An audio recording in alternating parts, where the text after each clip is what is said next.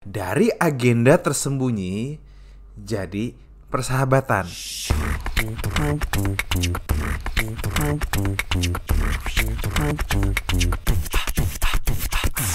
Halo guys, balik lagi dengan gue Rago Lewi. Dan gue Denny Gamadi. Dan kita ada di podcast Let's Talk About Church. Oh yes, because church is you.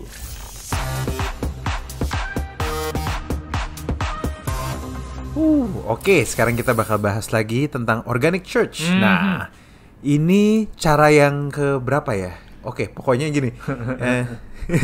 Ini cara yang ketiga kalau nggak salah ya. Yep, pertama kan dari keberanian kepada kolaborator Roh Kudus. Yes. Terus episode Abis yang itu, lalu dari single fighter komunitas. Sekarang Yang ketiga, dari agenda tersembunyi jadi persahabatan. Nah, gini, model penginjilan lama itu kita fokusnya cuma sama sebuah agenda. Kenapa? Menyampaikan materi yang kita punya dan memperoleh kesepakatan. Jadi kita cuma nyampein materi dan kita berharap dia sepakat. Kalau misalnya dia nggak sepakat, ya udah kita tinggal pergi gitu aja. Kita asumsinya gini kan, bahwa jika kita belum membagikan seluruh materi dan menantang orang untuk percaya, kesannya kita belum menginjil gitu. Tapi model percakapan rohani dengan teman itu memperindah relationship itu sendiri dan memberi dan ada joy-nya tersendiri. Karena persahabatan itu kan bukan cuma soal perubahan keyakinan, bukan cuma soal keyakinan kamu dan saya itu sama.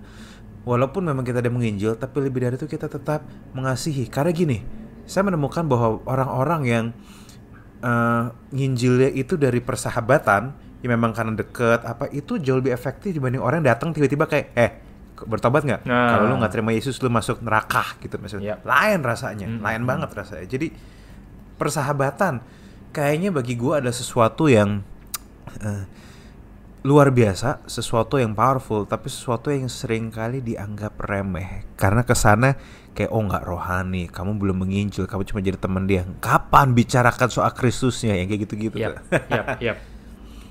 Dan akhirnya yang jadi nyebelin buat orang luar adalah lu orang Kristen, lu jualan doang. Kalau gue nggak beli agama lu nggak jadi temen gue lagi gitu loh. Ya kan nyebelin. Yes, agen tersembunyi. Ada satu orang anak muda cowok namanya Doc. Dia itu pelayanan di gereja. Melayani anak-anak seusia 20-29 tahun. Di sebuah gereja gede banget. The problem is, semua temen dia tuh temen gereja.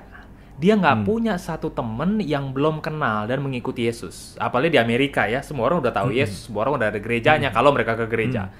Sekali waktu dia duduk di Starbucks, dia tuh kayak doa gitu loh sama Tuhan. Tuhan, di mana gue bisa dapetin orang-orang yang bisa jadi rekan seperjalanan rohani gue? Di mana biasanya orang-orang seumuran gue tuh biasa ngumpul? Di mana gue bisa berjumpa dengan orang-orang yang tertarik pada hal rohani, tapi sebenarnya tuh dia jauh dari Tuhan. Jadi dia pengen orang di mana yang bisa pengen cari Tuhan, tapi masih jauh dari Tuhan. Nah, dia doa, dan tiba-tiba dia kayak dapat inspirasi. Waktu duduk di Starbucks, dia lihat meja-meja, kursi-kursi, dan ternyata di situ banyak banget orang-orang seumur dia yang kerja di Starbucks. Wow, kerja, ya kan? Sih. Mereka anak muda di situ kan ya. Nah, terus dia mulai doa, Tuhan, gimana ya caranya supaya gue bisa bangun persahabatan di Starbucks? Sedap kan? Di luar tembok gereja ini. Dan dia dapat impresi, jawaban dari Tuhan itu bikin dia kaget banget. Dia tergerak, bukan cuma buat santai minum kopi di Starbucks dan membangun kepercayaan, bukan itu, tapi dia merasa digerakkan buat kerja di Starbucks. Gile, bro. Gue nggak tahu dia part time atau full time. Pokoknya dia masuk ke sana dan dia bikin satu surprise persahabatan. Ternyata ada 21 rekan kerja yang percaya Yesus gara-gara dia kerja di sana. Dan nggak ada satupun yang ateis. Nah, mereka semua tertarik pada hal-hal yang agamawi. Cuma saja mereka nggak tertarik sama orang Kristen atau gereja.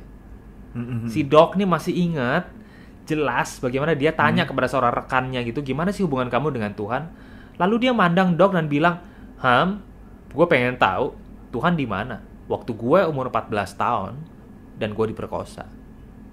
1,5 tahun Doc udah pergi dari Starbucks. Dia nggak pernah kerja di Starbucks lagi setelah itu, tapi dia udah dikenal sebagai seorang penginjil Starbucks. Dan teman-teman kantornya itu, teman-teman kerjanya itu sangat menghargai peran dia dalam hidup mereka. Satu hari si Doc ini main lagi ke Starbucks. This is powerful.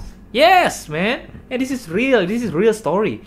Dia sekali waktu kunjungin lagi Starbucks tempat dia kerja, dan dia mulai nemuin bahwa teman-teman kerjanya dulu yang masih di situ bikin sebuah kontes buat nantang siapa yang paling berani ngaku dosa yang paling bobrok pada Doc.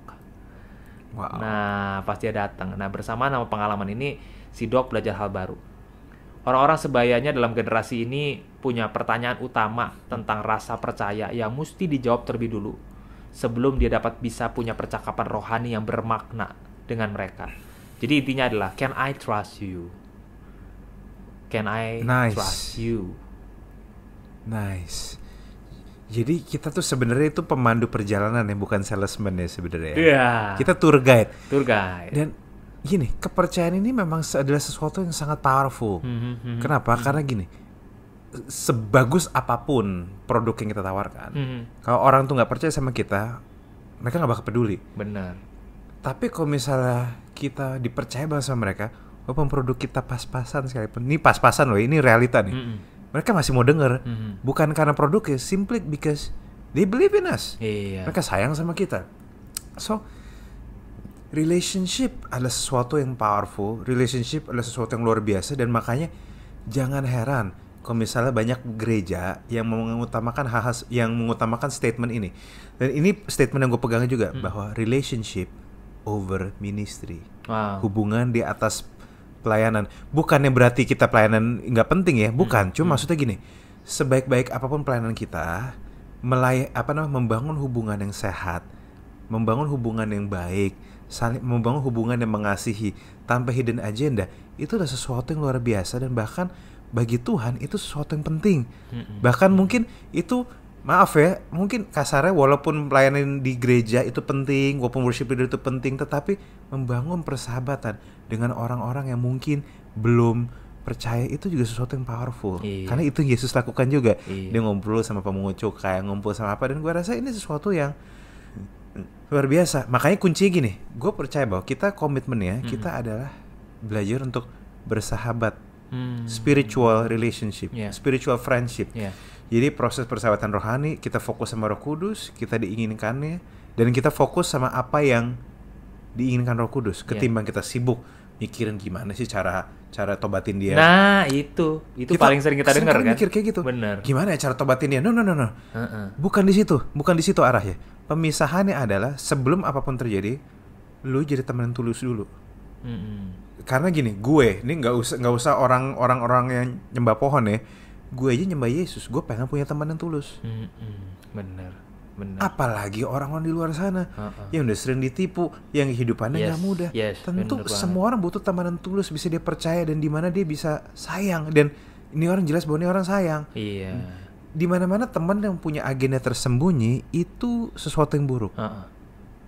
Nah makanya jika kita benar-benar peduli sama orang lain, nah mikirnya kayak gini, kalau kita benar-benar peduli sama orang lain, kita akan menginginkan yang terbaik bagi aspek hidup ya, termasuk rohani. Sedap. Jadi gini, saat lu ngomong soal rohani, jangan mikir gara-gara gue harus tobatin dia, tapi karena ya gue sayang sama dia, gue menghargai dia, I love him so much, I love her so much.